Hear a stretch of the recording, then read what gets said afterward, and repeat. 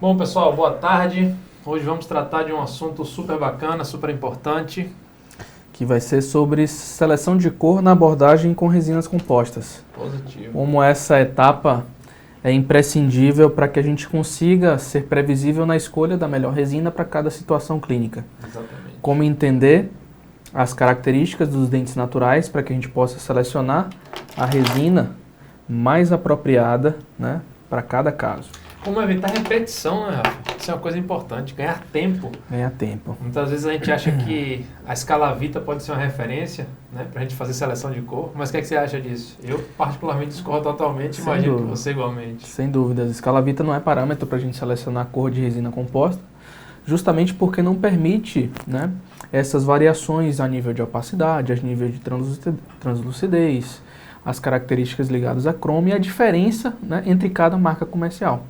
Porque por mais que a gente selecione um esmalte A1, um esmalte A2, se você comparar com as marcas comerciais, você vai ver diferenças extremamente significativas a nível de croma, a nível de luminosidade, a nível de opacidade. Então a gente deve tomar como base sempre, né, uma seleção de cor pontual. Seja ela pela técnica do botão, que a gente vai mostrar para vocês, que é a técnica que a gente executa hoje na nossa prática clínica, seja com a utilização de escalas personalizadas, onde você pode obter uma escala a partir do compósito que você tem no seu consultório, variando, né, as suas resinas com o objetivo de simplificar o processo. O objetivo é sempre esse, simplificar a atuação para evitar repetições. Perfeito. Acho que esse é o principal ganho, né? E mostrar hoje também um pouco de como é que a fotografia ela vai simplificar também a nossa escolha, ela vai nos ajudar e auxiliar a gente fazer a escolha correta da resina correta. Né? Sim. E muitas vezes também, além de tudo, mostrar que, às vezes, mesmo depois da seleção de cor executada, a gente pode ter alguma intervenção de mudança de seleção de cor durante o procedimento. A partir do que aquela camada que você aplicou vai te dar de informação. Perfeito. Um exemplo disso, se eu estou aplicando, se eu estou restaurando uma classe 4, por exemplo, apliquei a minha dentina, senti que a opacidade ficou legal, senti que a cor ficou bacana, que o nível de aplicação do esmalte está muito sutil, eu não tenho mais camada para poder aplicar a dentina, e senti que o valor ainda ficou mais baixo, eu posso sim substituir o esmalte selecionado anteriormente por um esmalte de maior valor, com o objetivo de aumentar essa luminosidade. A gente tem feito essas variações quando tem alguma diferença muito significativa que justifique essa alteração, não é? Via de regra, é sempre importante você seguir a seleção de cor prévia. É sempre importante você seguir para evitar qualquer tipo de repetição e se você for necessitar repetir por algum erro, né, você saber o que você errou. Eu errei na camada de esmalte, eu errei na camada de dentina, eu errei na espessura de cada camada, eu errei no acabamento e polimento. Eu preciso entender e a fotografia ela é uma excelente ferramenta para isso. Perfeito. Né? Nos torna muito mais críticos. Boa. Né? É a gente isso fica aí. crítico, né, cara? A fotografia termina fazendo isso, que a gente seja um autocrítico no nosso trabalho, né? Adriano já é crítico de nascença. Aqui qual é o meu apelido, Rafa? O apelido de Adriano aqui na clínica é VS, Vigilância Sanitária, porque nunca está satisfeito com o que a gente tem. Então, Adriano chega, gente, para você ter ideia, na minha sala de atendimento, eu estou fazendo uma restauração de um paciente, isso daí umas 17h30, 18 horas, ele chega na sala com a mochila nas costas, olha o dente do meu paciente e fala, olha, tá precisando aumentar a aresta do 12, o 21 tá mais curto do que o 11, o lateral 22 tá mais estreito, precisa aumentar, tá com um valor mais baixo. Eu falei, terminou que fudeu minha restauração toda, né? Não presta mais zorra nenhuma. E esse apelido é condizente com esse rapaz aqui. Tá de acordo. Massa, beleza. Esse nosso bate-papo de hoje é com o objetivo realmente de simplificar todo o processo. É com o objetivo de facilitar a prática clínica de vocês e o conhecimento acerca da seleção de cor. Como eu faço essa etapa? Quais variáveis são importantes a gente observar para conseguir selecionar a cor da minha restauração? Será que quando eu vou abordar de maneira restauradora direta um dente escurecido, eu posso fazer a seleção de cor no meu dente referência? Ou será que essa seleção de cor é completamente inapropriada no momento da execução? Eu preciso fazer alguma prova daquela resina no meu próprio dente? Eu não preciso fazer prova? É desperdício É fazer desperdício? uma prova ou não? A gente vai Vamos discutir sobre discutir sobre esses temas, discutir sobre as nossas abordagens, né? O que a literatura nos traz de informação com o objetivo de facilitar a prática clínica de vocês e, como a gente falou anteriormente, simplificar todo o processo e evitar repetições. Esse é o grande objetivo. Fechado? Então vamos nessa. Tempo é dinheiro, né, Rafa? Tudo certo aí, Canhão? Seu celular não quer funcionar, Instagram, só de Adriano. Então vamos nessa. Vamos tocar o pau. Beleza. Então como é que a gente vai simplificar todo o processo? Como é que a gente vai entender toda essa dinâmica com o objetivo de facilitar essa nossa abordagem, né? A partir do momento que a gente observa um dente natural e observa a necessidade de restauração, a gente percebe que esse dente ele traz informações que devem ser levadas em conta. A partir do momento que eu consigo observar essas características e observo também as resinas que eu apliquei na superfície vestibular, eu preciso entender o motivo de aplicá-las. Aplicar a resina de dentina, aplicar a nossa resina de esmalte, aplicar o nosso esmalte de efeito, esmalte acromático. Qual o motivo de pegar essa resina e aplicar nessa superfície vestibular? Tem algum motivo próprio da gente fazer essa seleção de cor pontual? Quando eu observo esse incisivo lateral, o dente 12, o que é que eu percebo de informações? É um dente que tem um croma mais intensificado na região cervical, tem um valor mais acentuado no meu terço médio, vindo próximo aqui ao limite da minha borda, e tem um valor mais reduzido aqui em virtude do efeito opalescente, e um valor um pouco maior em virtude do halo opaco. E o que é que eu percebo? Na região cervical eu tenho um croma mais intenso, na região de terço médio eu tenho um croma menos intenso. Se a gente for tomar como base em termos de numeração, digamos que aqui eu tenho um croma A2 e no terço médio um croma 1. A caráter simbólico, claro que isso não confere a esse caso em específico. Por que eu devo tomar como base essas características? Porque o que vai determinar a escolha da resina de cada região, de cada camada, é justamente, né, a região que vai ser restaurada. Então, se eu tenho o meu incisivo central com um diastema entre um dente e outro, o acréscimo será restrito à região do terço incisal, próximo à região proximal. Justifica-se, então, utilizar uma resina com um croma menos intensificado nessa região. Por que isso? Justamente para que a gente selecione a resina mais apropriada. A partir do momento que eu trabalho com a resina de croma muito mais intensificado no terço médio incisal, o que é que vai acontecer? Eu tenho um aspecto de menor luminosidade, eu tenho um aspecto de maior saturação, consequentemente, há uma possibilidade grande da minha resina se apresentar com um aspecto mais escuro, a partir do momento que eu acrescento nessa região de terço incisal. Ou seja, resumindo isso aí que o Rafa explicou, eu posso entender que muitas vezes na prática eu vou selecionar na região cervical a minha dentina, mas muitas vezes não é essa dentina, não é exatamente esse croma e essa cor selecionada que a gente vai trabalhar na região incisal. Justamente por muitas vezes um dente apresentar esse aumento de valor chegando para a borda incisal. Isso. Então, na prática isso é muito comum.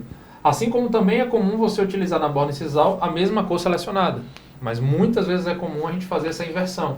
E o melhor guia para isso aí é a fotografia, para a gente entender se o croma daquela região e o valor daquela região incisal está condizente com o croma e o valor da região cervical, certo? Exatamente, a fotografia ela nos ajuda demais. Então a caráter de confirmação mesmo, né, essa seleção de cor vai ser muito pontual. Você precisa entender o que você vai precisar fazer no seu caso. Então se a sua restauração é restrita ao aumento de borda, você deverá selecionar a sua resina de dentina, primeiramente, tomando como base a cor da sua borda. Perfeito. Então, se eu tenho uma borda com um valor um pouquinho maior, né, com aspecto de maior luminosidade, principalmente em decorrência do halo, ou em decorrência do aspecto mais plano ali do terço médio, né, eu tenho que selecionar uma resina de dentina de menor croma, e não a dentina com um croma mais intenso. Mas por que então, de fato, selecionar a dentina na região cervical? Existe alguma regra? Não, não existe nenhuma regra. Mas por que selecionamos? Porque é a região que tem menos esmalte. O esmalte ele tem uma espessura muito menos significativa na região cervical.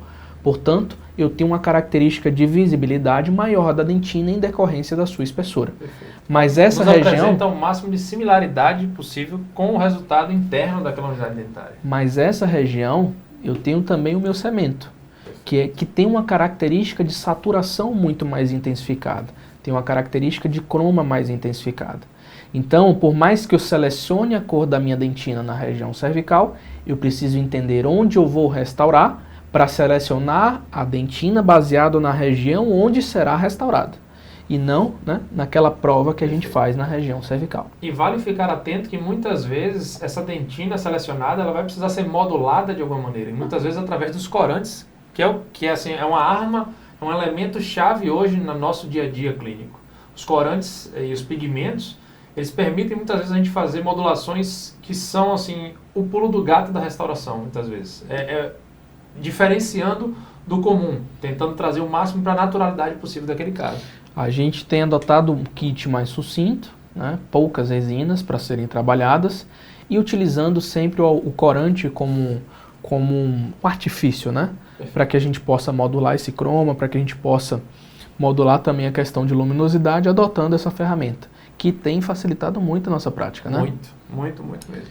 Verdade, verdade. Beleza. Já o meu esmalte, né, o esmalte ele vai ser interpretado de acordo com a região também a ser restaurada. Então, se eu tenho uma característica de maior luminosidade no meu terço médio, eu posso selecionar um esmalte mais luminoso também para essa região. Ou utilizar um esmalte de menor luminosidade se o meu terço incisal tem uma transmissão de luz muito significativa. Se o meu terço incisal tem aquele aspecto mais translúcido, aquele aspecto de menor valor. Então, os esmaltes eles se diferenciam muito, desde os esmaltes cromáticos até os esmaltes de efeito, até os esmaltes acromáticos, de baixa ou de alta luminosidade. A gente falou bastante sobre esses tipos de resinas e as suas características específicas, citando até marcas comerciais, em um outro encontro.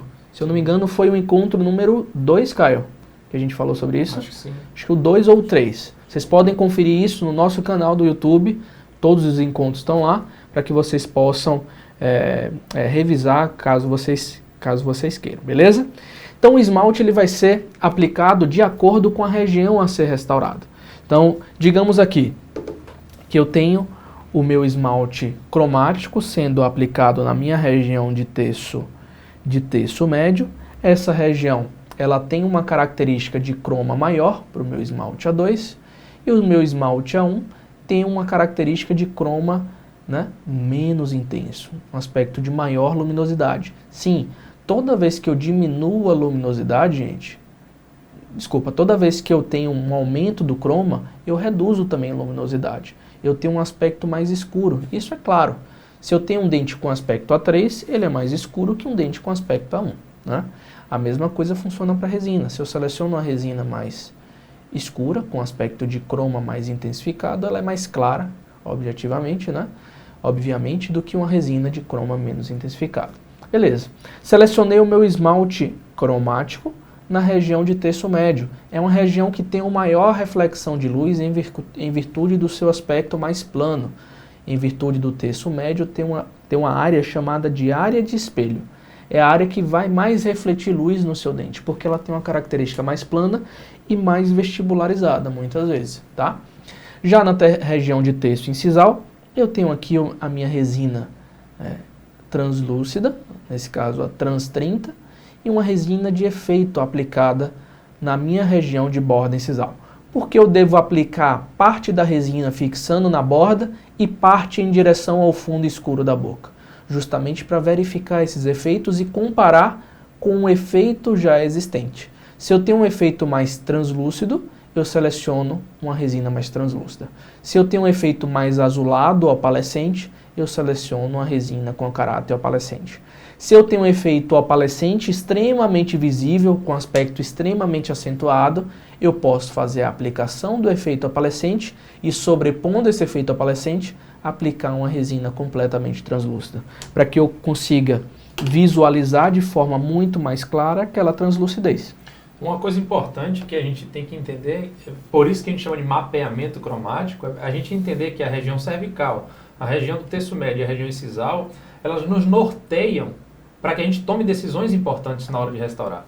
E isso é importante na prática, uma vez que a gente tem essas fotografias iniciais do caso, bem como as fotografias do mapeamento cromático, porque elas nos entregam informações importantes para a gente fazer características individuais dos dentes, para a gente trazer a personalização de cada caso.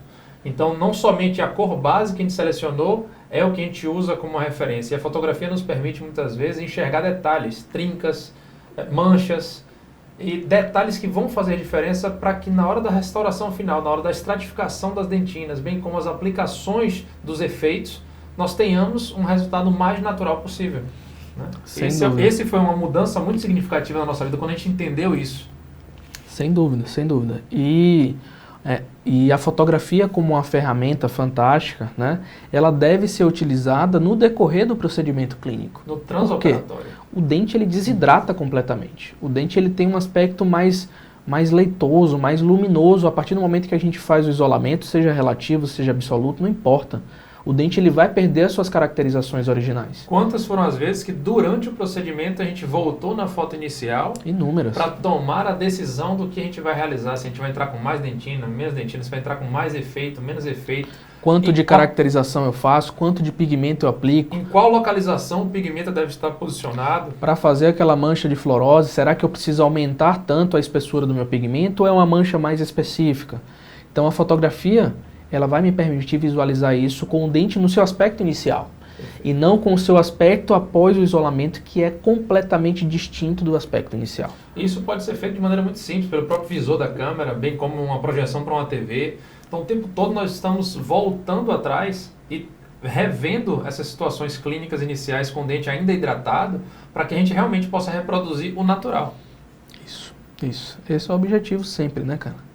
Para buscar o natural. Por mais que alguns pacientes queiram aquele dente monocromático, a gente fica com o pé atrás, né? Sempre. Sempre. Dentista que gosta de dente translúcido, né? Verdade. O paciente odeia aquele azulzinho da borda. Eles falam assim, né? Falam assim. Doutor, como é que eu faço para tirar esse azulzinho da borda? Exatamente. Dói no coração fazer isso, né? E isso é interessante você comentar, sabe por quê? Muita gente não sabe isso, muita gente acha que o efeito de estratificação para evidenciar a opalescência é um padrão. E existe como você trabalhar regiões para você deixar aquele efeito opalescente mais evidente e menos evidente em determinados pacientes. Inclusive, alguns profissionais se destacam justamente por isso, por eles terem, por exemplo, uma assinatura que é ter um efeito opalescente muito translúcido, um efeito opalescente menos significativo, né? Então, a gente, na prática, termina que nossa conduta, nossa filosofia de trabalho é encontrar ali uma opalescência que traga naturalidade sem ter um destaque tão grande no sentido de translucidez incisal. Porque não são tantos os casos que chegam no nosso consultório com aquela característica. Perfeito. Né? O nosso público-alvo, né, o nosso perfil de público que nós trabalhamos como pacientes, nos pede naturalmente isso. Né? E por mais que a gente atenda um público mais jovem, a gente não tem essas caracterizações tão evidentes. E isso vai diferir entre cada pessoa. Perfeito. Não são todos os casos que a gente faz esses efeitos opalescentes. Tem casos que a gente evidencia muito mais, outros muito menos. Tem casos que a gente nem faz. Né? A gente vai muito respeitando o perfil de idade do paciente, perfil de gosto pessoal também, estética do paciente. Geralmente a gente busca referências de fotos de dentes e sorrisos que o próprio paciente gosta, para nos apresentar, para a gente poder trazer para ele algo mais natural possível e menos repetitivo possível. Porque muitas vezes você se faz necessário repetir diversas vezes uma situação clínica porque você não teve uma boa comunicação com seu paciente previamente à restauração ser executada. Né? Exatamente. Beleza. Então, quando eu observo uma característica como essa, percebo aqui no meu modelo de gesso que eu tenho um dente com a característica de gesso, a via de regra. O modelo, no nosso manequim, eu tenho um dente escurecido, um dente com a característica escurecida, com uma mudança de matiz, né? Uma matiz mais acinzentada, próxima ao matiz C. Eu tenho um dente conoide, eu tenho um dente referência com um croma menos intensificado, e eu tenho os dentes do lado, né, com um croma um pouquinho mais intenso quando comparado ao incisivo central. É muito comum a gente ter na nossa prática clínica, até recentemente a própria Thaísa Calab, ela mandou uma mensagem para mim, uma amiga que a gente gosta bastante, sempre leva nosso curso lá para BH, grande beijo para a Thay.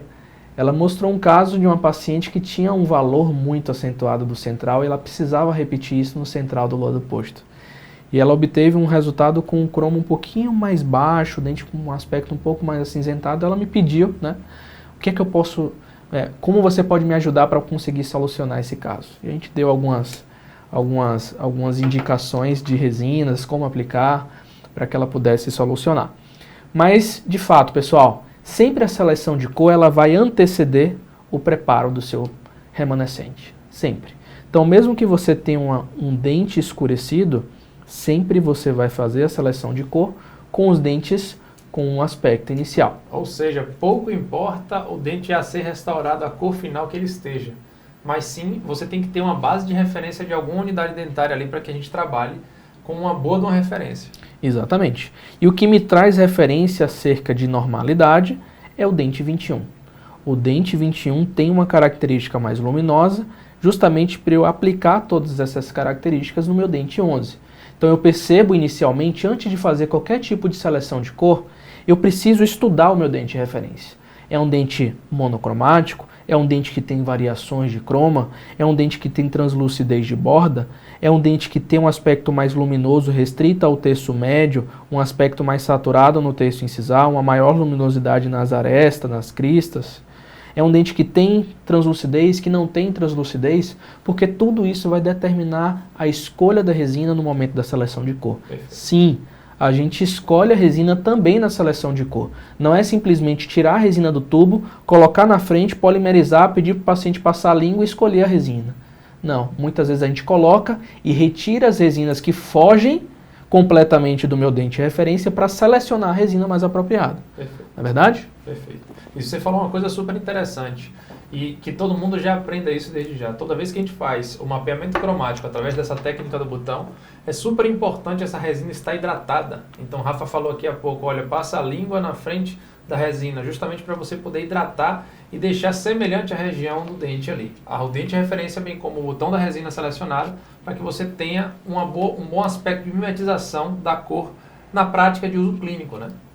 Exato. Então, para que a gente possa selecionar a cor, né, eu vou selecionar aqui uma dentina de croma um pouco menos intenso, croma 2, uma dentina de croma um pouco mais intenso, croma 3. Posso trabalhar também com outras dentinas de outras marcas comerciais. Uma própria Harmonize da Kerr, que também é uma dentina de média opacidade, bem interessante para trabalhar na abordagem restauradora. Deixo claro, essas dentinas não possuem capacidade de mascarar um substrato como esse, por ser uma dentina de média opacidade. Mas em outra aula, em outro encontro, a gente pode falar um pouquinho mais a respeito da abordagem desses dentes escurecidos, para que a gente deixe claro toda essa abordagem, beleza? Então, como é que é essa sequência no momento que eu estou fazendo essa seleção de cor? Eu, particularmente, prefiro adotar sempre a resina mais saturada de um lado e a resina menos saturada do outro lado, tá? Caminhando da maior saturação para menor saturação, da maior saturação para menor saturação. Isso vai deixar o meu procedimento mais assertivo, justamente para eu bater o olho no meu dente e enxergar, olha, aquela região eu apliquei a dentina tal, aquela região eu apliquei o esmalte tal, para não houver dúvidas. A partir do momento que eu tenho dúvidas, né, após a aplicação, eu vou me perder em todo o processo restaurador, eu vou possivelmente errar a cor da minha restauração em virtude disso. Padrão, né? Exato. Então eu vou pegar aqui a minha dentina A3, pego um pequeno incremento, faço uma pequena esfera, né, uma bolinha com a resina, aplico na superfície vestibular, pego o meu dedo, polegar, faço uma pequena pressão na resina para ela se acomodar e Adriano geralmente polimeriza, tá? Assim como eu pego a dentina de croma menos intensificado, posso pegar uma pequena porção, aplicar na minha região. Essa porção foi menos generosa, porque está na crise, né? Coronavírus está possibilitando a gente usar menos resina para seleção de cor. Então, peguei a minha resina 2, polimerizo, coloco em posição. E o que é que eu percebo aqui, pessoal? Percebo que a minha dentina 2, né, ela tem uma característica um pouquinho mais próxima, né, da minha região de terço cervical quando comparada à minha dentina 3. Eu tenho uma característica de croma mais intensificado para essa dentina. Vou pegar a minha dentina 1 para a gente observar essa sua característica no momento da aplicação. A dentina 1 da Harmonize. Vou aplicar aqui próximo ao terço médio. Polimerizo. Polimerizo um pouquinho mais. Beleza. Olha lá. Observem como a dentina 1 ela foge completamente da minha característica de croma, quando comparada às outras resinas. Então, a partir do momento que a resina fugiu, eu já saco ela. Eu já não seleciono essa resina. Beleza? Já a minha região de terço médio... Um detalhe importante. Pode falar. Esse mapeamento cromático ele tem que ser executado antes de fazermos qualquer tipo de isolamento no paciente. Então, Sempre. para fazer a seleção, antes de fazer isolamento absoluto, seja ele absoluto, relativo, de qualquer maneira, a gente tem que estar com esse dente hidratado do paciente, para a gente obter, de fato, um mapeamento cromático baseado no real, baseado em um dente hidratado. Com certeza. Para o meu esmalte, selecionei aqui o esmalte da Palfic LX5. É um esmalte bem interessante, que a gente gosta muito, o esmalte A2. Selecionei, apliquei com o meu dedo indicador, polimerizo esse esmalte. Vou utilizar também o esmalte MW da Stellite Omega, é um esmalte que a gente usa muito para as nossas abordagens restauradoras também. Um esmalte de média luminosidade, que tem uma característica semileitosa, né? Um aspecto bem interessante para trabalhar nessa região vestibular. Polimerizo. E o que é que eu percebo com essas resinas? Percebo que eu tenho uma similaridade com a minha superfície vestibular. O esmalte MW tem uma característica de luminosidade um pouco maior que o meu esmalte A2. O que é que eu vejo isso? Por que é que eu vejo isso, né? A resina Palfic é uma resina que não permite uma espessura tão acentuada no meu esmalte. Isso já é demonstrado aqui, ó, nessa aplicação. Um esmalte com espessura bem sucinta, uma espessura muito pequena, e ao mesmo tempo eu tenho uma característica de baixa luminosidade. Portanto, eu não posso aplicar uma camada tão acentuada dessa resina. Joia?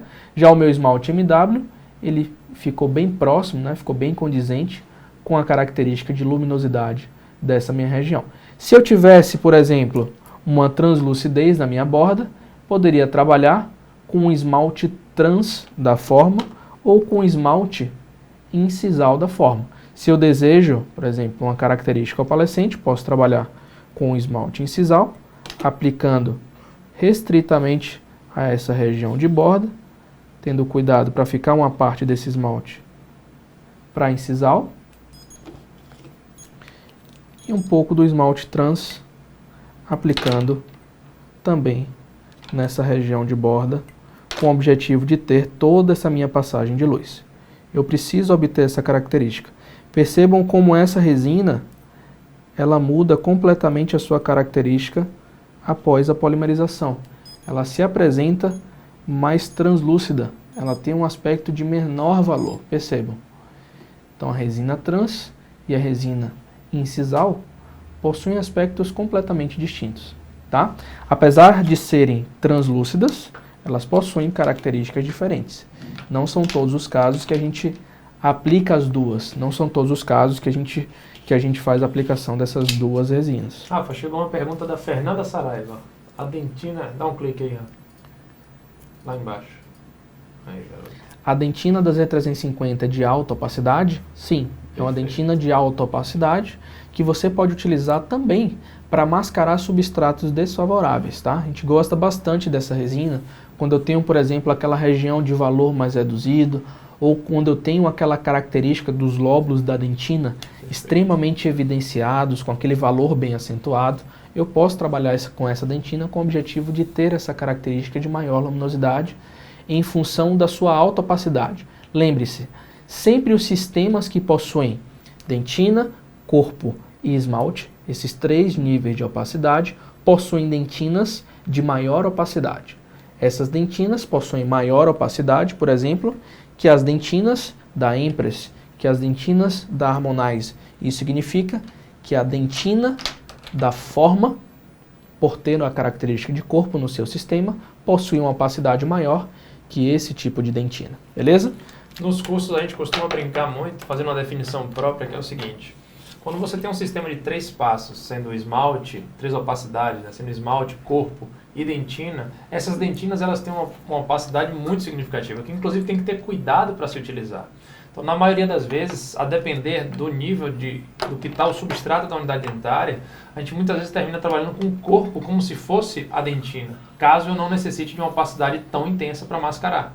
Então, muitas vezes... A dentina sistema... superficial, né? Exatamente. Muitas vezes, num sistema de 3 passos, a gente termina usando apenas o corpo e o esmalte. E muitas vezes não utilizando essa dentina. Mas, muitas vezes, quando eu preciso realmente aumentar a intensidade da opacidade, eu preciso utilizar as 3 fases. Mas já nos casos onde eu só tenho apenas sistemas com esmalte e dentina, como seria o caso da própria Ivoclar da Empress Direct, como seria o caso, por exemplo, da Harmonize, a gente termina já utilizando uma dentina que já tem uma opacidade interessante o suficiente para mascarar bem. Então nós dizemos sempre que é mais fácil você evitar o erro utilizando sistemas de 2 passos do que o de 3 passos. Porque ajustar as camadas para que a gente consiga mascarar bem a opacidade necessária para tal situação, vai ser muito mais fácil nesse sentido. Sem dúvidas. E um caso como esse, um caso de dentes escurecidos, onde eu tenho que mascarar esse substrato. Por mais que eu tenha selecionado a minha resina mais apropriada, né? Por mais que eu tenha uma característica de baixa luminosidade desse dente, eu não posso simplesmente pegar a minha resina com característica opacificadora e aplicar na superfície do meu dente de referência. Eu perco completamente a minha linha de raciocínio. Então, restrita aos dentes escurecidos, né? A gente vai selecionar a nossa resina opacificadora ou a nossa resina de dentina de alta opacidade conforme o escurecimento. Se eu tenho um escurecimento modificando a cor por completo, a minha opção é a resina opaque, ou a minha resina opaque, como vocês queiram chamar. É uma resina que vai me gerar um substrato de coloração entre A2 e A3.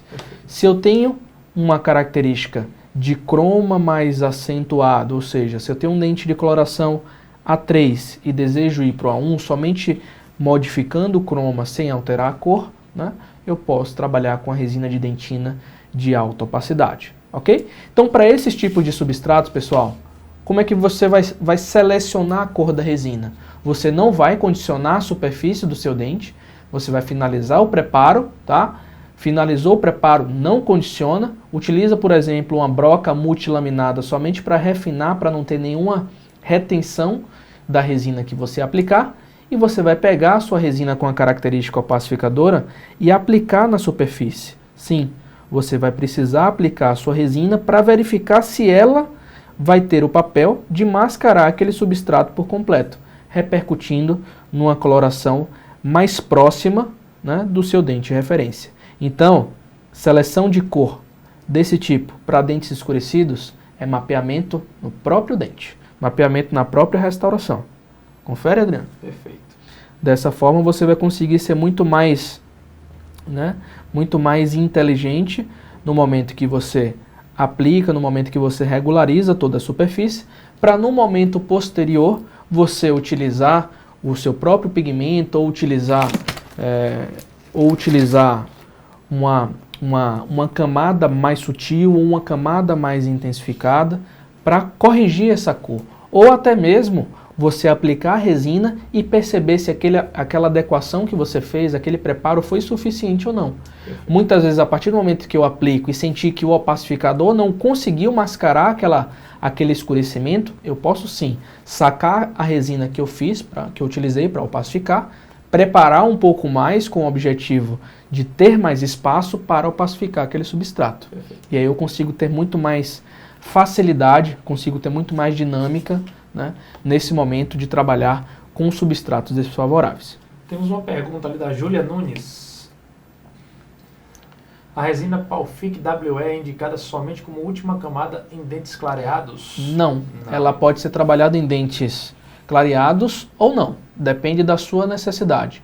Um exemplo clínico disso aí seria você estar com uma seleção de dentina onde, quando você finalizou a camada de dentina, você precisa aumentar o nível de luminosidade desse resultado final com o esmalte. Então, exato, a WE estaria muito bem indicada nessa situação clínica. Exato. A gente adora trabalhar com WE porque ela tem uma luminosidade mais média. Ela não chega a ter uma característica bleach.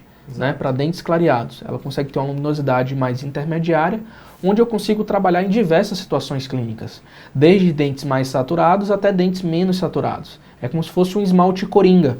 Ele tem uma característica bem próxima à resina MW, que é essa resina da Stellite Omega. A WE da Palfic, ela tem uma característica bem similar, tá? E são resinas de média... mais alto valor. Isso, uma luminosidade. São resinas de média luminosidade, né? Sendo a Stellite Omega geralmente uma resina com uma característica luminosa um pouquinho mais significativa quando comparada à Palfic LX5. Então hoje a gente tem adotado essa prática, pessoal, de selecionar a resina pontualmente na superfície vestibular por ser mais fácil, por ser mais lógica. O que não é desperdício, né? O que não é desperdício. Mas traz muita previsibilidade dos resultados. Mas por que a gente acredita que isso é mais fácil? Porque eu pego a resina e seleciono naquele momento. Porque a gente bem sabe, as resinas elas diferem conforme marca comercial, as resinas diferem até dentro do mesmo lote, né? Se eu trabalho com resinas com a mesma resina, esmalte A2 de uma marca comercial específica, perfeito, e trabalho com um lote variado, eu posso ter diferenças com relação à cor. Então, a gente acredita que é muito mais seguro, muito mais lógico, pegarmos a resina naquele momento restaurador, aquela própria resina que a gente está restaurando, selecioná-la, aplicá-la na superfície vestibular, polimerizar, peço para o paciente hidratar e finalizo todo o meu processo de seleção. E uma coisa interessante, o dentista, a partir do momento que ele seleciona um jogo de trabalho de resina, né, um kit próprio dele, independente da marca comercial, independente de qual seja, ele termina com o tempo interpretando corretamente qual o nível de opacidade das dentinhas daquele sistema, qual o nível de opacidade daqueles esmaltes. Ele começa a conhecer o sistema. Ele começa a conhecer e olhar muitas vezes para o dente e sem às vezes fazer um mapeamento cromático já conseguir identificar algo muito próximo do que será o resultado final, né? Hoje a gente tem feito, né, muito o mapeamento cromático, mas muitas vezes a gente faz só para confirmar, né? Porque a gente já tem um feeling clínico que me permite selecionar na bancada a resina mais condizente com aquela situação clínica. Diminuir o leque de opções, né? Fazer algo mais reduzido, simplificando o nosso processo. Mais sucinto, mais sucinto. Esse é o nosso objetivo. E ainda mais com o jogo dos corantes, que aí sempre estão presentes aí conosco. Isso. E qual é essa diferença com base nas escalas, as escalas personalizadas, né? O que é que tem da escala personalizada, que muitas pessoas acabam utilizando, que eu não tenho na técnica do botão? É justamente esse ato de fazer a aplicação pontual na superfície vestibular. Com a escala personalizada, eu seleciono, eu escrevo na própria escala o esmalte utilizado, a resina utilizada, posso variar esses esmaltes e essas dentinas, né, com o objetivo de tornar várias escalas no meu kit similar a uma escala Vita, né? Onde eu aplico próximo à superfície vestibular do meu dente, próximo incisal com incisal, na verdade, e verifico a resina que mais se assemelha. É previsível? Pode ser previsível, desde que você entenda as espessuras, desde que você entenda o nível de opacidade e translucidez da sua resina, desde que você conheça o seu material. A partir do momento que você conhece, você torna essa técnica previsível. A partir do momento que você tem dúvidas com relação a essas espessuras, muitas vezes você erra a espessura até na sua própria escala e acaba errando muitas vezes no momento que você está restaurando o seu próprio dente. Eu acho que no final das contas a gente entende que fica muito mais previsível quando a gente faz o mapeamento cromático. Então, que fique claro que isso não é um desperdício, que fique claro que isso não é a perda de tempo. Ao contrário, você está ali ganhando previsibilidade do seu resultado. E você está ganhando segurança para do que você executar, ter inclusive paciência para muitas vezes, ao finalizar o caso, entender que o seu resultado de cor final, ele precisa de um tempo para ser equalizado e comparado com o dente de referência. Porque aquele dente vai se reidratar. E o seu mapeamento cromático e sua seleção de cor foi feito previamente aquele dente se desidratar. Isso significa que a sua restauração possivelmente finalizará com a cor diferente, né, do seu dente com aspecto inicial. E que você tenha paciência. Tenha tranquilidade, serenidade. Serenidade. Né? Serenidade. Uma forma interessante de você comparar, gente, é se você for trabalhar com isolamento absoluto, é você comparar a sua restauração ao finalizar com o seu dente inferior. Então você tira o isolamento, compara com o dente inferior e você vai ter uma noção assim mais clara da cor que você alcançou, porque o dente inferior está hidratado, né, embaixo do isolamento, em virtude da saliva ali, e o seu dente superior não. Então essa referência ela se perde, uma forma interessante de comparar é essa daí, beleza? Então só a caráter de resumo, a dentina sempre vocês vão selecionar no centro da região cervical, por ser aquela região com a característica de maior opacidade, de saturação um pouco mais acentuada também. O esmalte cromático, caso você opte, né, geralmente a maioria dos dentistas aí no Brasil optam pelo esmalte A1, esmalte A2, esmalte B1 como superfície vestibular. Esses esmaltes cromáticos vocês aplicam sempre no meio do dente aqui, por ser uma região de maior luminosidade. Já os esmaltes acromáticos, de baixo ou de alto valor, do mais claro para o mais translúcido, você pode aplicar nas regiões proximais ou no centro próximo da região proximal e no meu terço incisal juntamente com as minhas resinas de efeito, justamente para que você, no momento da seleção de cor, da aplicação da resina, condicione a resina na superfície vestibular, peça para sua dupla ou para sua auxiliar pegar esses pequenos incrementos, te dá, e você com o dedo indicador ou o dedo polegar condensa na superfície vestibular para que essa resina fixe. Às vezes ela não fixa, você tem um trabalhinho, mas aplicando ela, polimerizando ela, né, e na sequência pedindo para o paciente hidratar com a saliva, você vai conseguir ter uma referência da cor mais apropriada para aquela situação clínica em específico. Então o segredo é esse, você ter paciência no momento da seleção de cor da sua resina composta para tornar a técnica reproduzível a partir do momento que você compreende a melhor resina para aquela situação. Perfeito, perfeito. O Rodrigo está fazendo uma pergunta ali. Ó. No caso desse processo da escolha, vocês utilizam as espessuras que irão usar? Não entendi direito. No caso final, desse... deu uma sequência com a pergunta ali. Lá. Vocês costumam utilizar as espessuras no processo de seleção referente a cada tecido que irá utilizar na restauração final? Rodrigão, não ficou claro para mim ainda a tua pergunta, mas pelo que eu entendi, você está querendo entender melhor se as espessuras fazem parte do processo de seleção de cor com o botão. Não faz Bem parte claro, da seleção de cor. O que vai determinar a sua espessura é a sua cavidade, né? Então, se eu tenho uma cavidade que envolve o terço incisal, como no caso desse vídeo que a gente mostrou anteriormente, eu preciso acrescentar uma espessura, né? Possivelmente uma espessura de dentina, com uma camada mais intensa, com o objetivo de mascarar aquela cavidade do tipo classe 4. Né? Então as espessuras elas serão determinadas conforme sua cavidade. Perfeito. Se eu tenho uma cavidade classe 3, a minha espessura será condizente com a cavidade classe 3. Se eu tenho uma classe 4, com a classe 4. Se eu tenho um aumento de borda, com o aumento de borda. Mas nem sempre a gente precisa aplicar esmalte e dentina para toda a situação clínica. Perfeito. A gente pode aplicar esmalte pontualmente, podemos aplicar de maneira associada o esmalte e dentina. A depender, dá para fazer um fechamento de diastema somente com esmalte? Exatamente. Assim como eu posso aumentar a borda somente com esmalte ou aumentar a borda somente com dentina, aumentando o meu halo opaco. Então existem diversas situações clínicas onde eu posso trabalhar única e exclusivamente com uma resina, ou com 2 resinas, ou com 5 resinas. Né? Mas o objetivo é que a gente tem que simplificar. Trabalhar com poucas resinas para obter resultados naturais. Esse é o objetivo. E para você simplificar isso, você precisa conhecer o natural. Não tem como... Eu bato na tecla o tempo inteiro disso, né, cara? Você precisa conhecer o natural. Você precisa conhecer o material restaurador. Você precisa conhecer muita coisa, né? Botar assim, começar a aula assim. Natural. Natural. É verdade. E você, além de conhecer o natural, você precisa curtir o canal.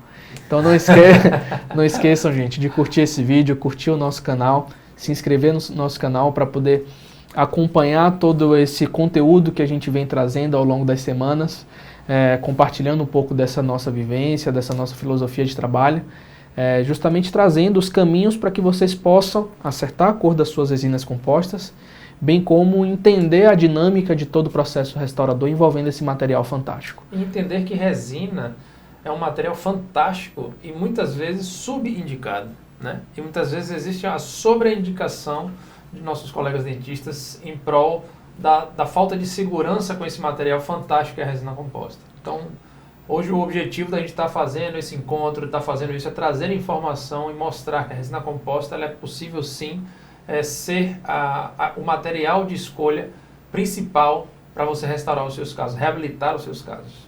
E no próximo encontro, a gente vai falar sobre um tema bem interessante. Vamos falar sobre precificação para resina composta. Vamos nessa. Vamos nessa, né? Vamos. Como vocês cobram do seu paciente?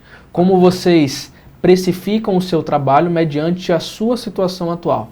Você atende numa clínica mais popular, você atende numa clínica com os seus clientes com poder aquisitivo maior. Como você precifica Qual é o isso? seu público-alvo para você poder precificar, né? Entender Exatamente. isso. Adriano vai trazer os meios para que você consiga entender toda essa dinâmica para precificar corretamente baseado no seu trabalho. Então, o seu trabalho ele será condizente, né, com o preço que você cobra, sem dúvida. Show de bola. Então, a gente se vê na próxima terça-feira em mais um encontro Optical para falar sobre precificação voltado ao material restaurador, voltado à resina composta. Show A de gente bola, se vê, pessoal. Um grande abraço a todos. Um abraço. E Até a próxima terça, às 14 horas. Valeu.